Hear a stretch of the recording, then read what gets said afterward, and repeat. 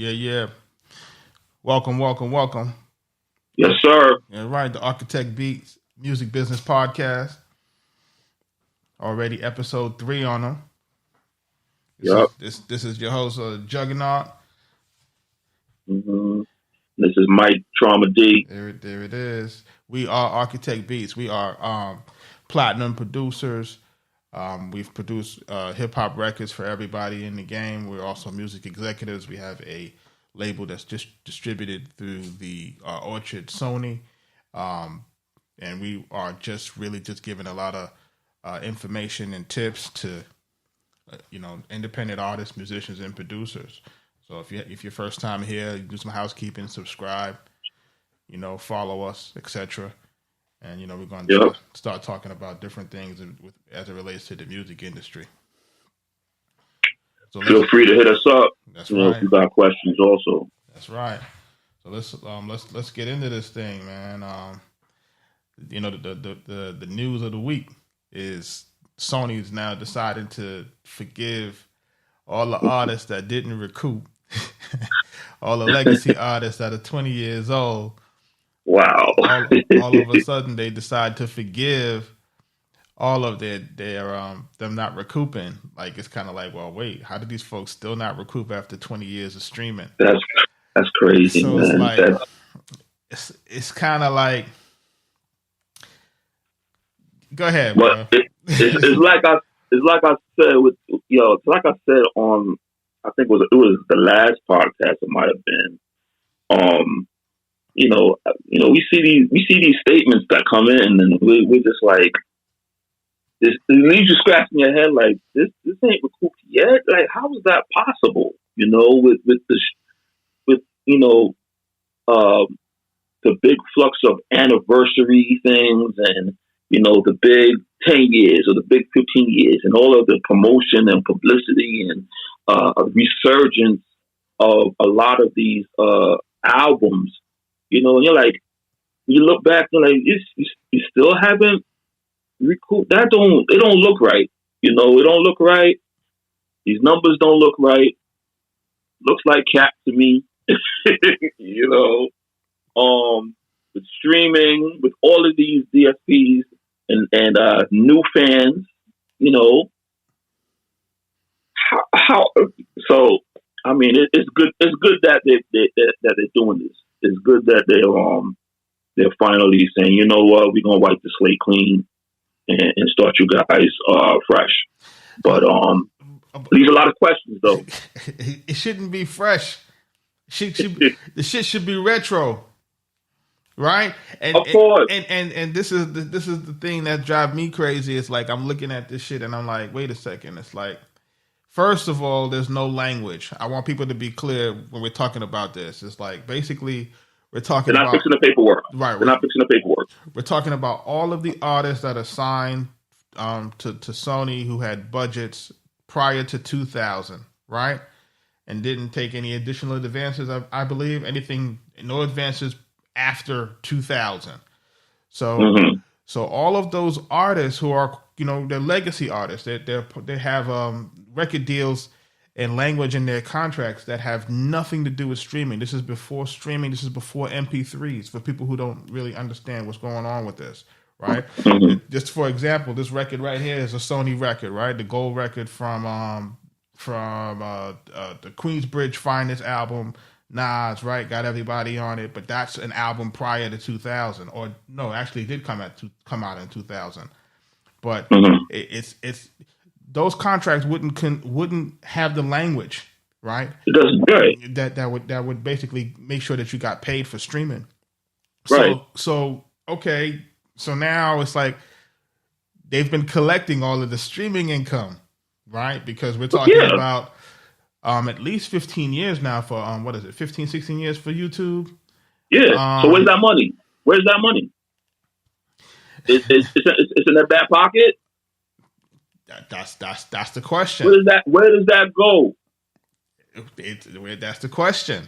The money's disappeared. It's basically evaporated, and then you and I know that we can't audit it, right? Streaming streaming is one of these things that, you get a spreadsheet. It shows you how many plays is on there, but there's no physical copies. There's nothing for you to be able to audit. Like there's no quote unquote trail for you to say this is what's really going on and what's happening with it. So it's kind of crazy when you look at it.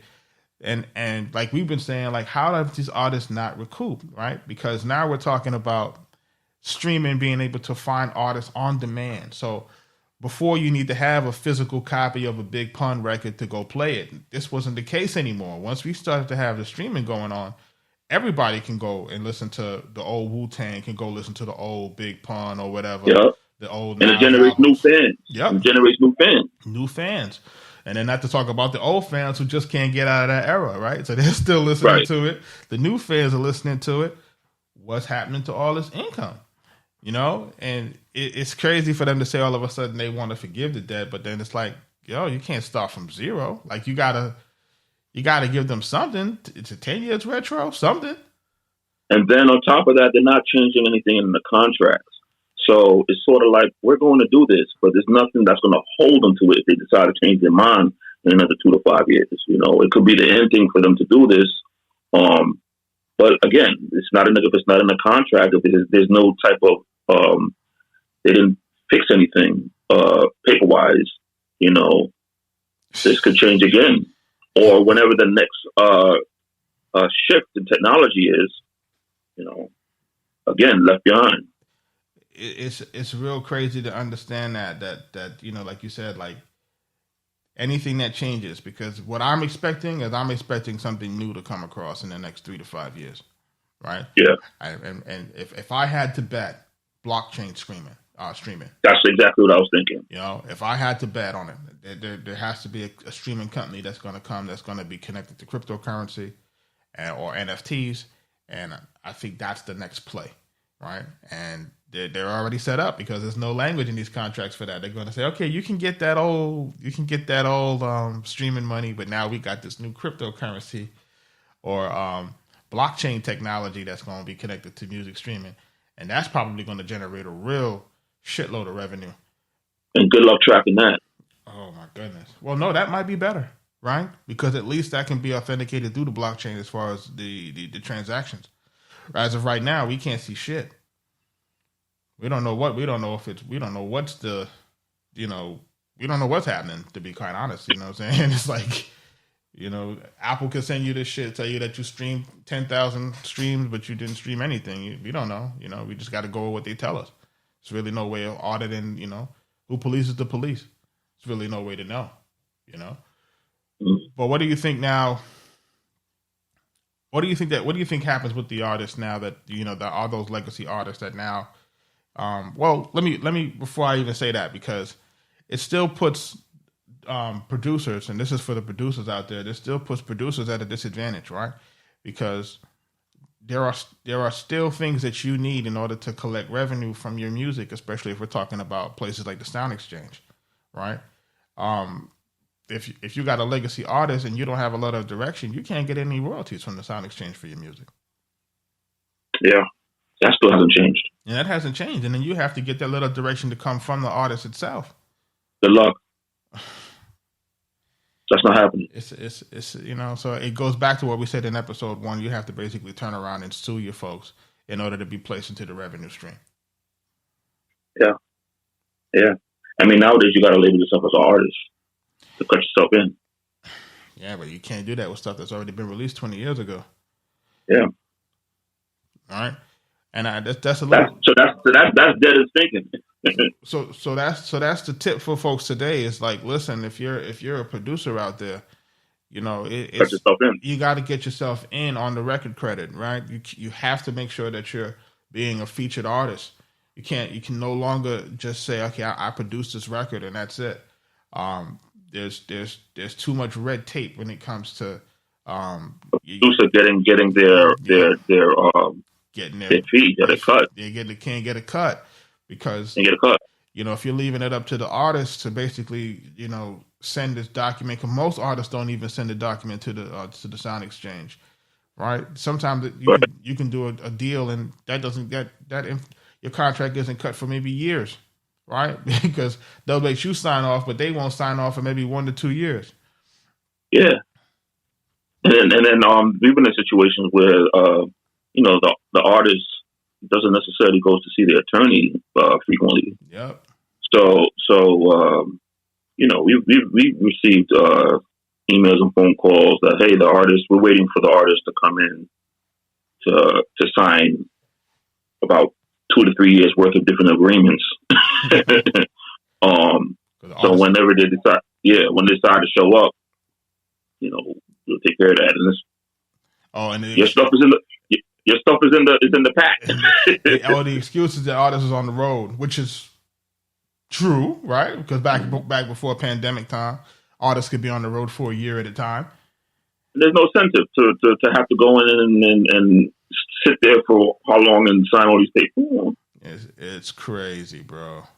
But at the end of the day, going back a little bit, just artists have to understand, or everyone, especially producers, you have to understand that if you've never released any music, you have to release something on your own, right? Instrumental album, single, something. You have to release something that has you as not just a producer, but as the featured artist. And then when you're producing records for these artists, sometimes you can't have the leverage. Some artists, some producers won't have the leverage. But if you do have the leverage, do your best to be featured on some of these records, and that'll help to cut you in on a lot of revenue streams that you probably wouldn't get, because you're going to be at the mercy of the artist sending in certain documentation, especially for stuff like the sound exchange, which can be a little bit hard to collect if you're not really if you're not on the record itself, and that creates the issue. But hopefully Sony, get that money out to people, because I could think of a bunch of legacy artists that were on Sony that had been signed 20 years ago that still haven't recouped, because we see those statements, and still haven't recouped. It's crazy. Well, but I have to still, hats off to Sony for even taking a step to do that, because they could have easily just kept that going. So I wonder if the ongoing De La Soul thing, right? Because I think that's still going on with those guys too. That they haven't been able to agree on the old. They got the owner got the old catalog back, and he wanted to release everything, because I don't think those guys are on any streaming platforms, because they have been right. I don't believe so either. I still think it's millions of dollars of revenue being missed every year, millions, because of they're big time legacy artists, like millions of dollars in streaming money that's not being earned. It's just crazy. That's unfortunate. And you're missing out on a whole generation of new fans. Yeah, it's crazy. It's really crazy to see how they're doing it with that. So it's like a disservice to hip hop. Like these new fans can't even check that record out.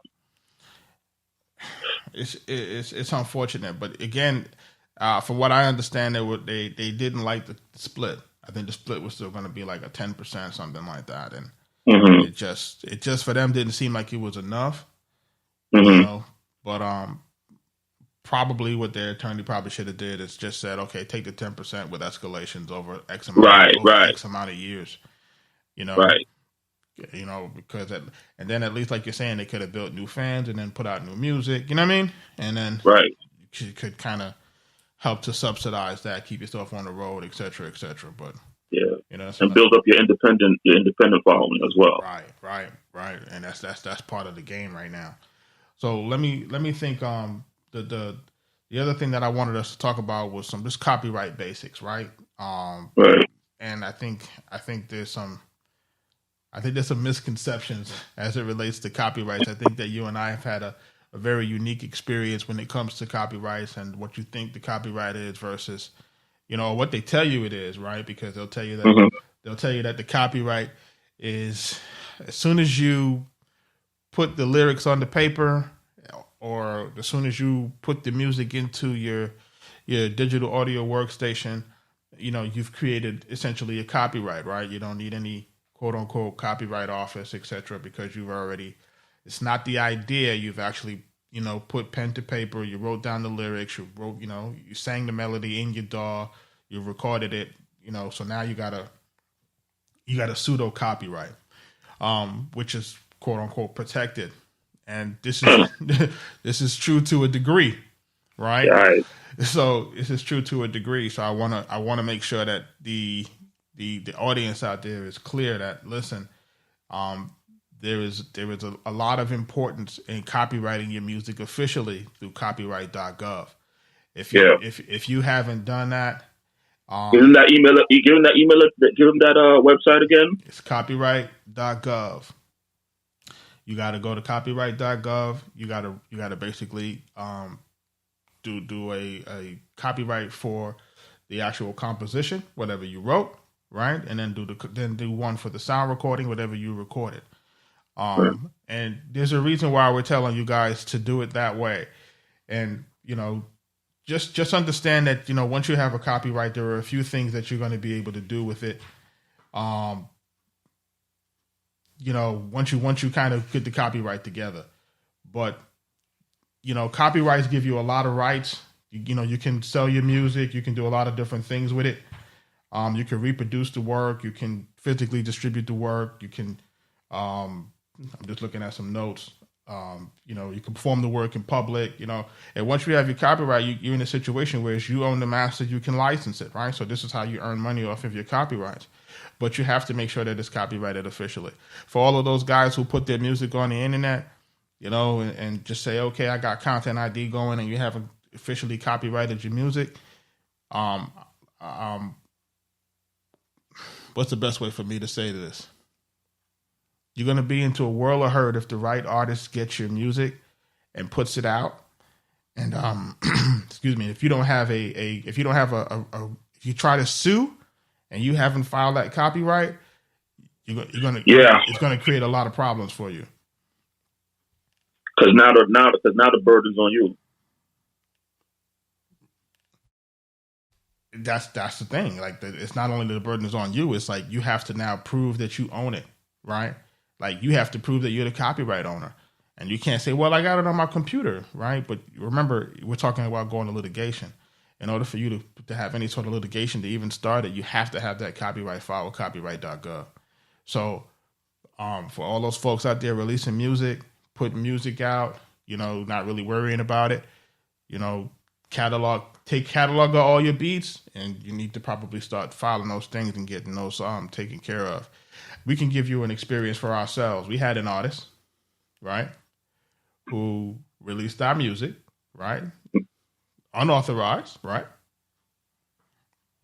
We reached out. We said, hey, what's going on? you didn't do a producer agreement with us. Now, mind you, this record was all over YouTube, all over all the streaming platforms, everywhere. Not a major artist, actually. Right, major artist, all over the place, released. We reached out. We said, hey, you guys don't have a producer agreement with us. They ignored us. Sent again, said, hey, you don't got a producer agreement. Now here's the funny thing. You could send cease and desist letters to the DSPs, right? And they'll be like, so what?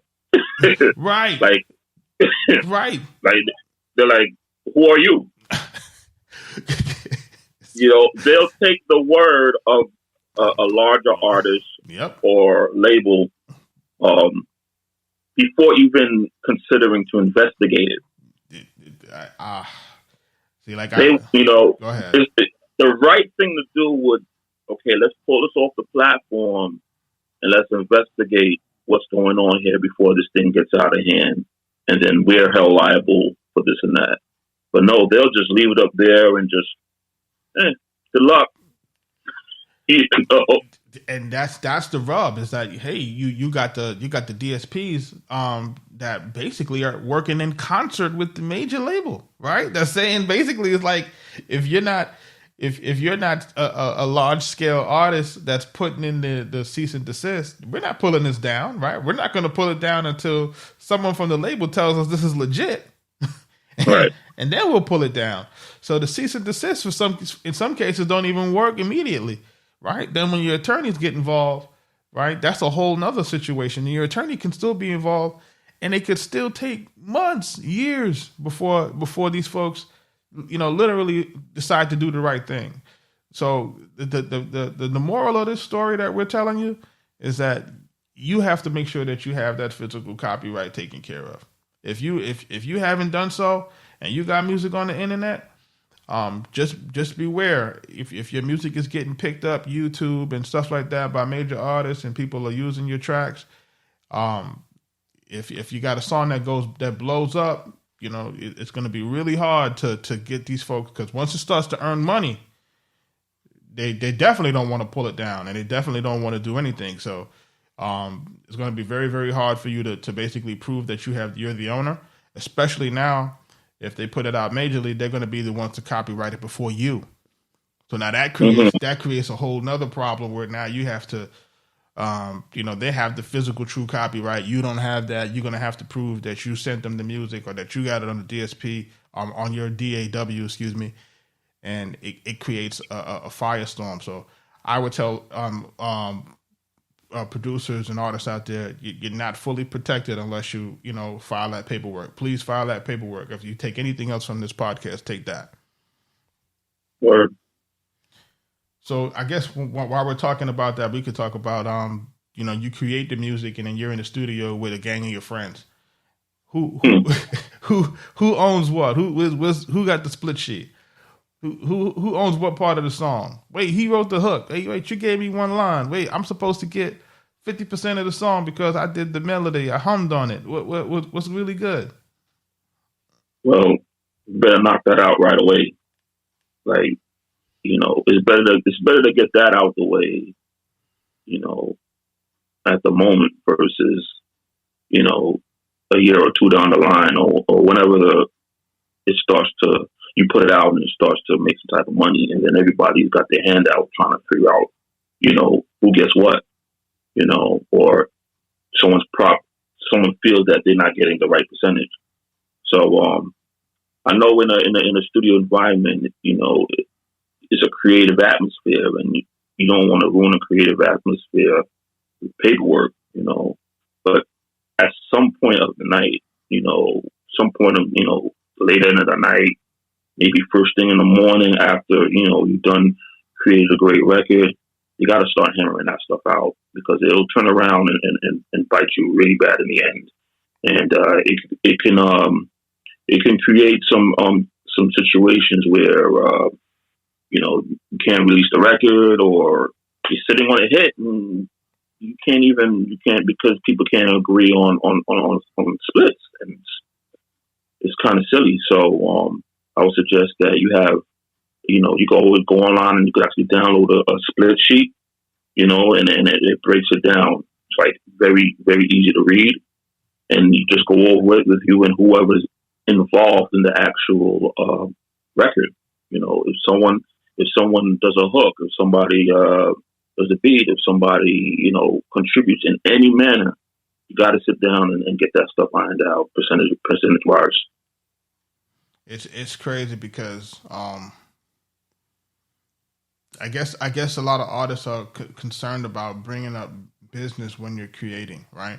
Like, we don't want to talk about splits and shares and stuff like that while we're writing the song in the studio. It's kind of a vibe killer, right? And I think that's like, no one wants to be that person to just keep being there talking about the splits and publishing and that sort of stuff while we're making the record. The record's not out yet. Why are we talking about that, right? And I probably would suggest, because it is a tough conversation to have, is wait for the creative process to close itself up, and then after that creative process is closed up and you got your record and it's sounding good and everything is done, then you can start shooting out those split sheets, and hopefully you can get folks to sign off on it. And if you have a representative that handles that, whether it's a management or someone on your team that kind of oversees that portion of your business, then let that person be the person to do it. you don't necessarily have to be, as the artist, or the producer, don't necessarily have to be that person. If you have that person on the team that could, quote unquote, just concentrate on those areas, so you're not considered the quote unquote bad guy, do that. But if not, maybe the next day, first thing in the morning or whatever, after the creative process, after you've done the music is put to bed, you handle that business right away. That's the crazy thing, is that some like you said, some folks don't want to handle that. It's too much of a touchy topic. And what you touched on earlier, saying that if a person releases a record and the splits are not accurate, and someone contests the splits, the label will not pay you royalties. So just so that you know that, like, I guess a true story for us again. Major artists, major release. It had several writers on it. The splits got contested, right? We couldn't agree to the splits, and this took how many years we're talking about? Maybe upwards of a decade, right? For us to find every single writer, for us to agree on the writers on the song, for us to agree on it, for us to get the publishing information, updated contact information. It was so. And some of these artists you haven't spoken to in years. Yeah. So and then they have an inflated sense of what they should get on the song, right? Like you would say, okay, if it's 4 writers, you split it 4 ways, right? If it's 8 writers, you split it, 8 ways. And they weren't seeing it that way. They were like, no, we should get this, and no, you should get that, and it carried on for years. And all that while the label's collecting those royalties. And remember, the label will not pay back retroactive royalties past a certain point. So it's really important for folks to get those split sheets and get that taken care of and really work through that. But what I'll probably do is I'll probably see if I can get a sample one and put it on our website, for folks to be able to kind of copy and or download, so that or put it into our Facebook group. That's what I'll do. I'll put it into the Facebook group. Yeah, that'd be dope. You'll be able to look at it there. But I think there's one other thing that you and I was talking about, and I know we touched on it a little bit before, which was the leasing of beats and exclusive rights with beats, the leasing and the exclusive rights, and it was an interview that I sent to you where a promo person was talking about the amount of money that it'll take to break a record, and then the thought process that artists were still trying to use leased beats and then put a whole bunch of promo dollars behind lease beats. And I want to tell folks, please, if you're going to release music, don't lease the track. Don't lease the track, please. You have to get an exclusive license if you want to release and put money behind the record. Well, that's if these artists that they trying to do this thing for real. Because there's a lot of artists that's just off the cloud. They're not doing it for real or trying to do it for real. If you're really trying to do this thing where you're putting in a good chunk of money into it, like you really were like, you have a goal and you're putting in, I'm not talking about some little, couple bucks here and there to an influencer. You're talking about real large scale marketing campaigns. Yeah. And if this is something that you're fully invested in, you taking your hard earned money, you got to make sure that everything that you're doing counts, and for that to happen, the music that you are using, you need to be able to have the freedom to use it and exploit it how you need to.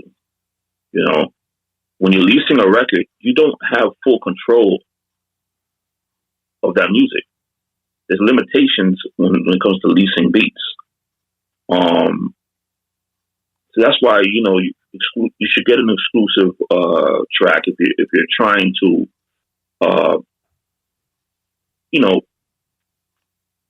go all the way. I should say you're spending hundreds of thousands of dollars promoting a record, and then to find out that you don't own the record, that's scary. What happens when the record pops? And then you're trying to contact the producer, and the producer's like, "Man, I'm good," or the producer doesn't even bother responding to your email. What happens? Or the producer, your campaign stops in its tracks. Or the producer says, "I want it all," because they can do that, right? The producer can say, their record. It's their record. They say, "I want it all. I want 100% of that revenue." Then what happens? What happens after you already spent $100,000 promoting and marketing a record that you don't own in any way? It's part of the game. So I guess the question that I'll ask is, and I'll put it to you, and then, I have my thoughts on it. Is like, what's the benefits for artists for leasing? Mixtapes, little. I would say probably just, maybe a regional awareness. That's about it. I don't. Correct me if I'm wrong. If you're leasing a record, you could use it for shows, right? You can use it for those things. And it's really just to create some type of awareness. But if you're trying to go nationally, you're going to need more. I guess the thought process behind leasing Beats was for you to test the market, right? Like to see, like you said, well, to see if the fans like it, and then once you kind of get that feedback that it might be the record, then you can go back and say, okay, let me negotiate an exclusive. Well, that was the you see, the whole thing with leasing really comes from like demo. Yeah. Like you wanted to demo your music, send it to record labels, and test the market, like you said. But the quote unquote demo is outdated. When you put something out, you're putting it out for real. Sometimes people say, "Hey, I have a demo." Demo, right? Like, put it out. If you feel confident in your music, put it out officially, and let the fans come. A demonstration, a demo, like some of those things are just, getting a demo. Remember getting a demo tape? Just it kind of like the best way to quote unquote demo is to put it out for real. But then if you put it out for real, it's like you should want to own it, but the cost of exclusive tracks can be a little bit costly for new and independent artists, and it's a little tricky. So then you would have to have some sort of agreement with the producer, where maybe some sort of lease agreement that clocks some type of time frame. Maybe not to give it out or something for a limited time frame. Right. There's a lot of different types of leasing options. So I would suggest to research producers and the lease options and find one that's going to be beneficial for your situation. Don't just lease a beat and not go through the paperwork. Know what you're getting for what you're leasing. I think that's what the trick is, because there's so many lease options you can do. You could do lease options where it's actually really an exclusive for a certain amount of months, or it's exclusive to a certain amount of sales, and based on the producer and based on, your situation, you may be able to go back to the producer and say, okay, I'm ready to buy this out exclusively. I see it's picking up traction. It's doing this. I did some shows. I made some show money. I'm able to, pay you, whatever it is for an exclusive, and you'd be able to do that. They have lease options that can escalate to exclusive, on like almost like a down payment. So there's just so many options. So it just really comes down to what works best for the artist, right? What's going to make sense. But you have to. There's no broad pen when it comes to leasing. Each producer A and producer B, they could both be leasing beats, but it could be very different. And you have to look at the paperwork. You have to look at what the underlying agreement on which the limitations and what options you have. Again, some options are just better than others based on your situation. So I always suggest just do your research and find the options that's going to be best for your situation. Right. I think in a lot of cases when you're leasing tracks, and I think even if we don't do it often, and when we have done it, we do it with certain limitations, and then even now we're reconsidering doing it now. Is we want to make sure that we're offering more, right? Like we're offering more instead of certain limitations, because we know that an artist needs more. An artist needs more support. It can't just be we give you the beat and then that's it, right? Because it doesn't put you in a position to really win. So we were looking at lease options that would give you a little bit more service and more support, which would be as far as like registration of certain things, maybe some playlisting, etc. And that stuff would help to kind of get you some traction going. And like you said, there's different options. I'm not against it. I just need the artist to understand, that if you're going to now, if you have the resources to drop real money behind it, then you should be looking to make, some sort of agreement so that you can fully exploit the record and, fully reap the rewards and benefits from, once it comes out.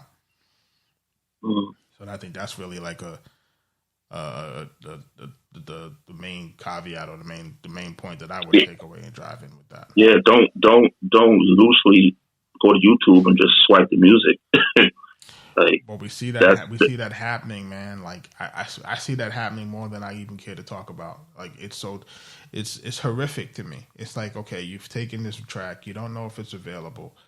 It's hot on YouTube. I get it, but you just, I guess everybody wants to do maybe the Bobby Shmurda thing, right?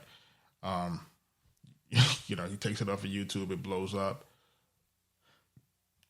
You don't know you don't know what happens behind that. Like, you don't know, if there's true earnings behind it. It might just be popularity, like you said. You get popular, but you can't earn any money. You know what, Jug? When we talk on these podcasts, man, we don't just talk from the sidewalk. We don't just talk from like we sitting on the bench or something like that. We're talking because we're in the game. Yeah. We're talking because we've been in these situations.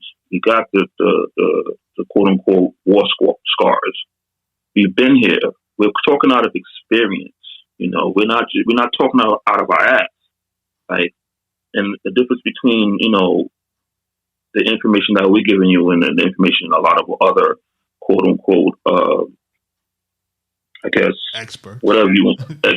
Yeah, I had how you want to call them that. If you want to call them, that. But we've been through it.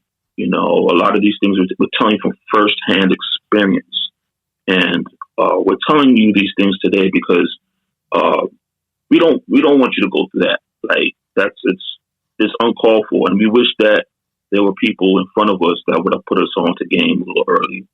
And so a lot of these things we've learned on our own. By trial and tribulations, mistakes, whatever.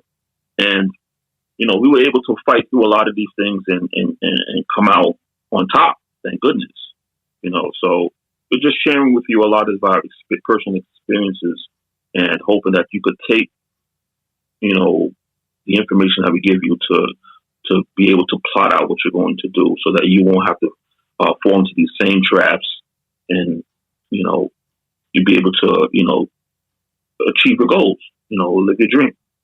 That's real. And that's real. And I think that was the whole purpose of me, of you and I talking about starting the podcast, right? Let's start the podcast because the level of misinformation out there. And it was driving me crazy when I was go through places and I would see all this misinformation and then everyone has these quote unquote tips and it's like, that's not going to work. It's like, that's not going to work. Who told you that that's going to work? Like, who told you that that's how it even works? And, there are a lot of nuances that are being missed. And I just think that, like you said, our experience is that, our experience is unique. When I say it's unique, meaning unique being that we've had the label experience, and then we also have the creation and the content and the production experience, songwriting experience. Not many people can say that they've had both. Not many people can say that that's what their journey has been. And still be in it, and still be in it, right? And still have records that are coming out, and still have a situation where you have distribution deals and so forth and so on. So we're still real active in what's going on, and we want to make sure that artists are having the best resources to be able to succeed. Because if I don't see enough of that happening, and I don't see enough of it coming from valid sources. I see a lot of people that are just saying, "Hey, give me X amount of dollars and just hope and pray that it works." and I talk to a lot of artists, and I don't sugarcoat it. I say, "Hey, this is a hard business to break into. If your music isn't dope, if you don't have the right team, if you don't have the right affiliations, nobody's talking about that. If you don't have access to certain artists, certain features, certain DJs, it's going to be hard, Yeah. And, it's not one of those things where it's not impossible, but there's some level of difficulty, and you want to align yourself with people that can really help. Not to mention the amount of people that's doing this, it's saturated. It's a lot. Yeah, it's very oversaturated. So it's like after all of that, you want to make sure that you get in front of, the other people that's doing the same exact thing. We'll make sure. Like I saw an article in a major publication yesterday about an artist. Major publication. There's an unknown artist, and describing this artist and how he has this is all he got. And I kind of looked at it and I said, why should I care? Why as a consumer should I care about this artist or what he got going or what he doesn't got going? Because there was nothing that jumped out. Like, what makes you different? What makes you special? And you got to think about those things. What makes you special? What makes you different? Why should a consumer go to you versus the next couple of thousand artists that they're going to see? Especially when the music all sounds the same. You got to ask yourself those real tough questions. I just wanted to share that. I see it happening a lot. I see a lot of artists. You see a lot of artists coming up, and you say, "Well, who are you? Like, why? Like you said, why should we care about what you're bringing to the table?" And a lot of times it's like, but these are the ones that come in, have a flash, and go out, right? And I think that you and I have when we first transitioned to Atlanta, there were a lot of artists that were hot, right, at the time, buzzing in the street, had records on the radio. And, we would go in the studio and it would be this arrogance with them, like, well, I got the record on the radio. And I'm like, okay, but what's going to be next? How do you solidify yourself to be here for 10 years, right? Because we've been in the game. We watch artists come and go, right? And they come, they go, they come, they go. There's no expiration dates on producers, right? You can always change your sound, right? You know what I'm saying? You could always change your sound because if you know how to program one set of beats, you can program another set, right? It's just up to you if you want to do it. So, that's part of the game that we try to tell a lot of these artists. It's like, listen, you got to continue to reinvent yourself. You got to continue to be in a way that you can do something, and you got to be able to be unique, like you said, and really, why do we want to spend our money with you? Why would artists, consumers want to spend money with you? Buy your merch, go to your shows. Like, what's so special? Right. But it's the Arkatech Beatz podcast, folks. Music business podcast. Mm-hmm. We are available on all platforms. I would say, right, on Twitter.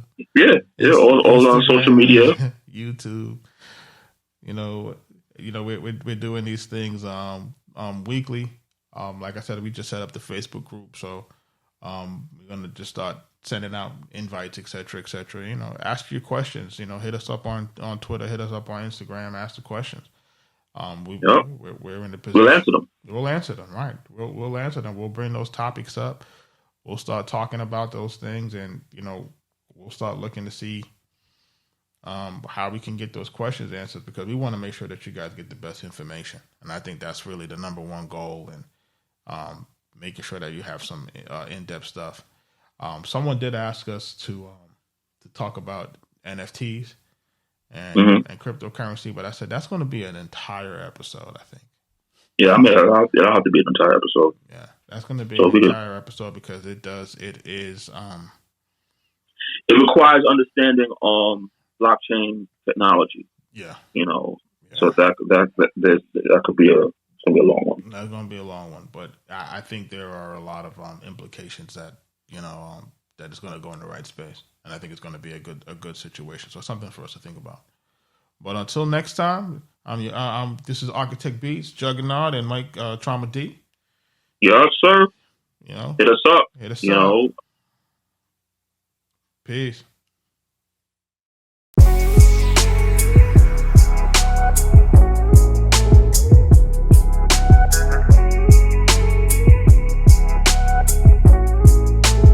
Arkatech